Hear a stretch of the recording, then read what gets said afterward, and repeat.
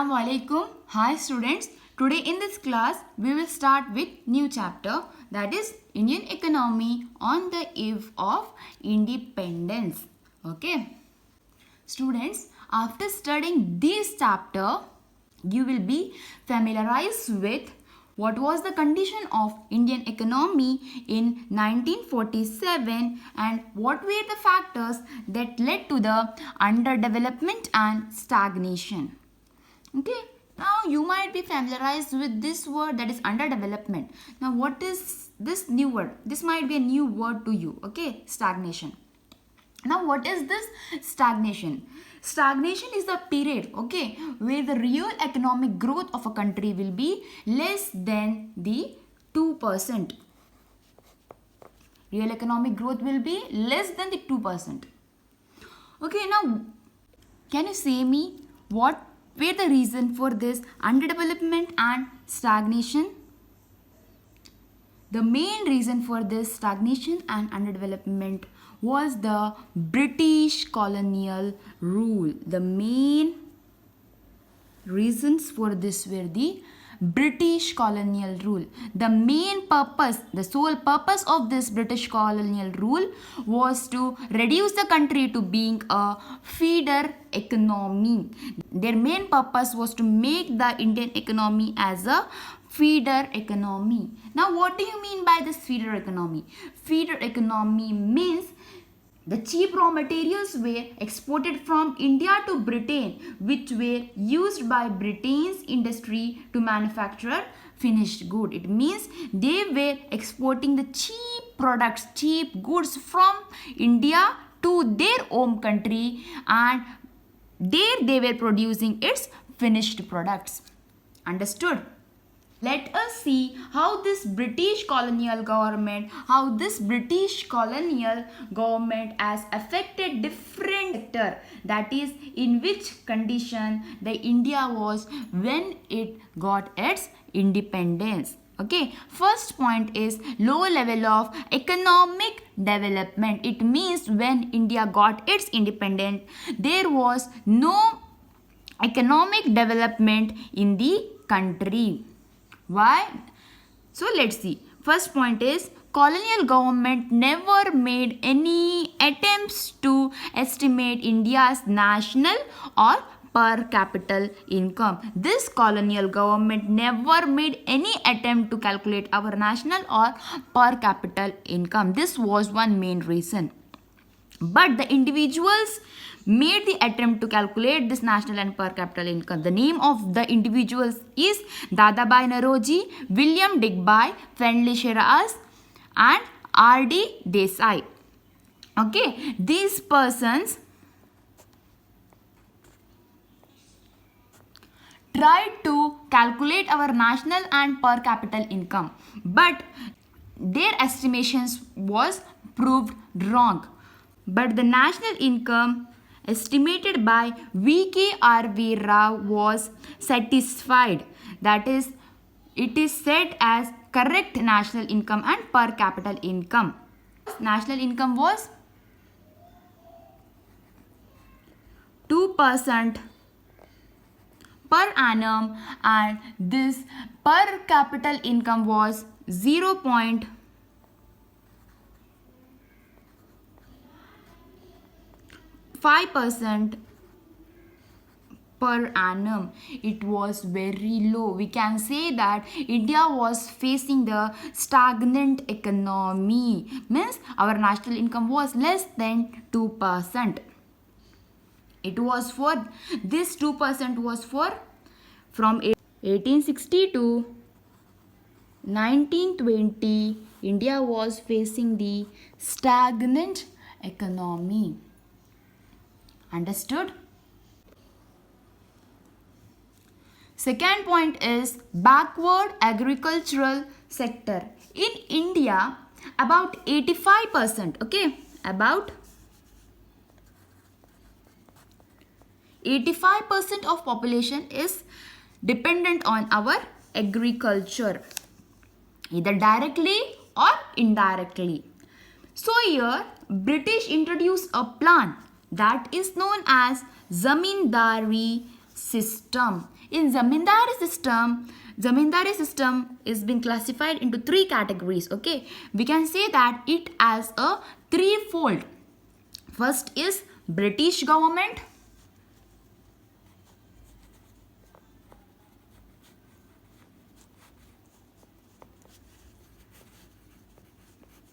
Second is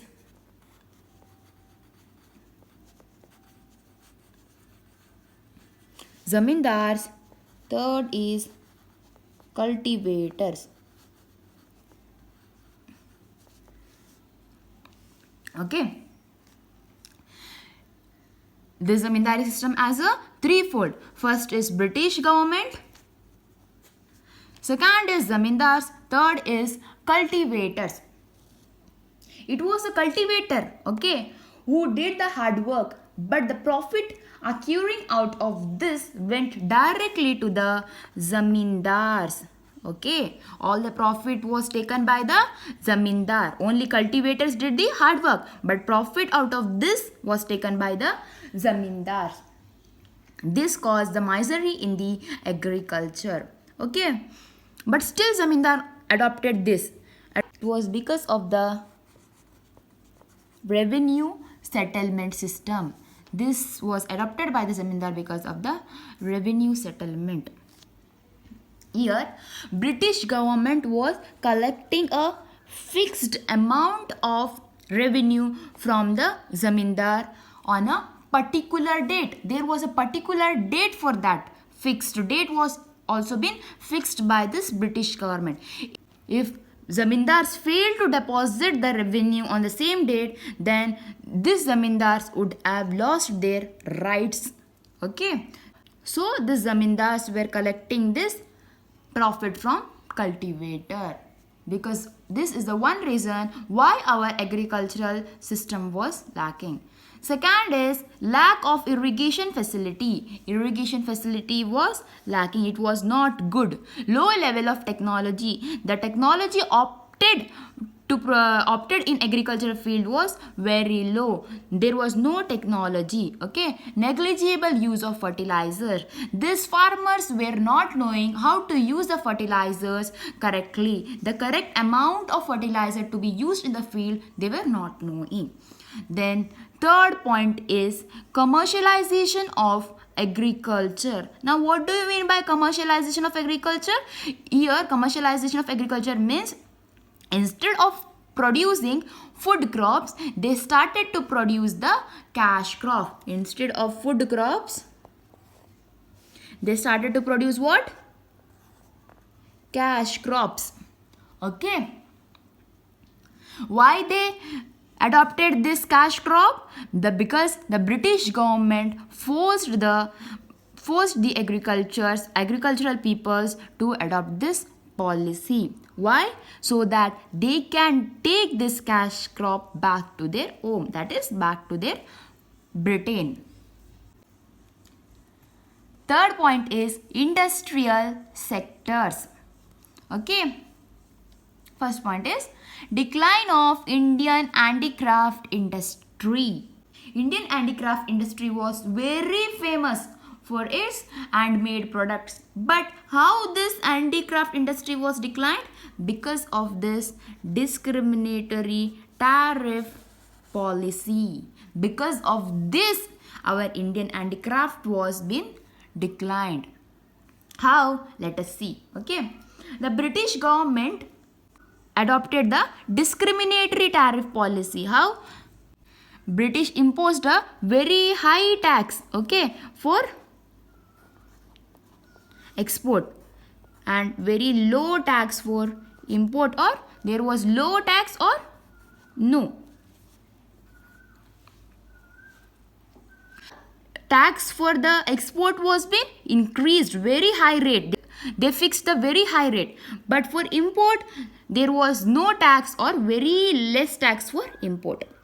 So that India faced very difficulty in exporting their product to the other countries. Whereas this Britons, okay, that is British,